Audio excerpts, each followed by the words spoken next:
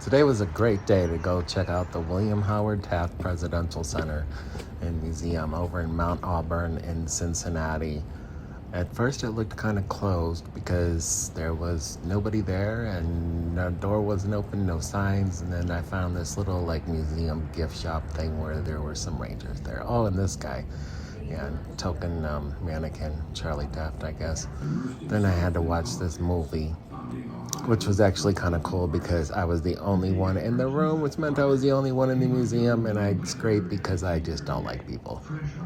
So then I decided to take a tour of the house, but of course you can't really wander alone, so this guy was very nice, and even though I was the only one on the tour, he gave it his 100.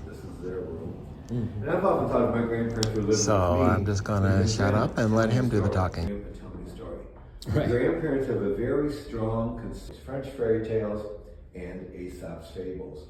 The most famous one is the fourth one up on the right, Tortoise and the Hare. Slow and steady always gets the prize. It's a lesson Will learns well because the prize in his life is not the presidency. The prize is the Supreme Court. This is a man before he's president has an opportunity to sit on the court 3 times while in office.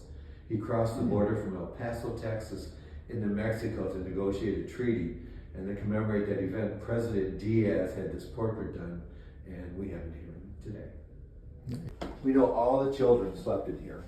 Charlie and Peter, the older half-brothers we know, shared a double bed. Little Will would have been in the crib. Second son comes along, Henry. Henry gets the crib, Will moves to the bed, Charlie goes upstairs.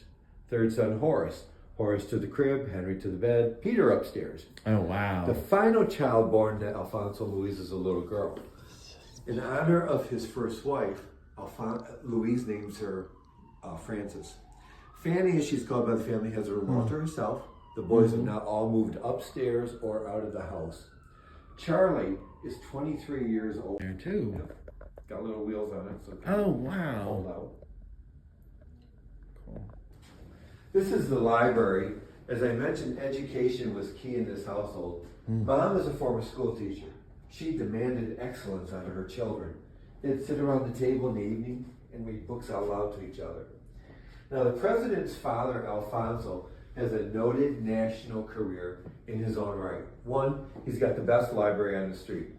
The books in the cases represent the books he would have had because Grandpa kept a list. And the Park Service was able to replicate part of that library. Huh. There is one original book I like to point out that did belong to Alfonso. And it's in the front case, top shelf, just right of center, and it's the white bound book about halfway down.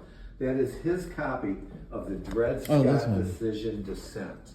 Oh, really? Alfonso is an abolitionist. Okay. He hires a freed African American to work with him during his law practice. Needs help. He's familiar with Alfonso. He's a fellow Ohioan. He's a Republican. He's a judge. He calls him to Washington, and Grant offers him the post Secretary of War. Alfonso accepts.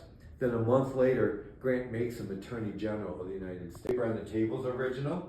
It's William's 8th birthday, September 15th, 1865, right after the Civil War ended. And the photograph back in the corner here is an original photo of a 3-year-old future president of the United States. Now the time period, it's the Industrial Revolution, scientific reasoning. Alfonso is a man of technology. In the 1860s, gas lighting is installed in the house, and they have a portable gas lamp that they can move about the room. Alfonso puts a central coal furnace in the basement, and he vents the heat through the opening of all the fireplaces.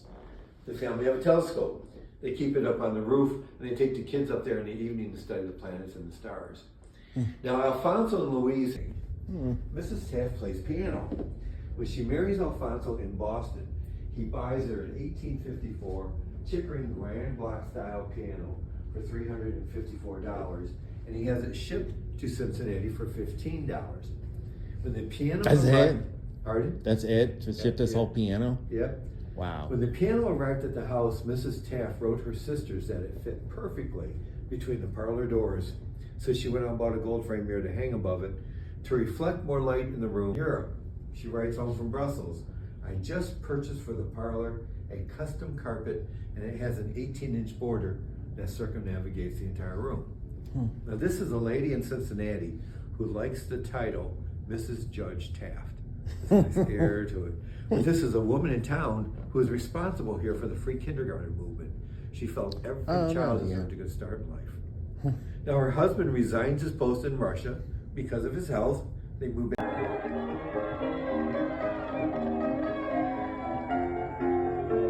William Jennings Bryan.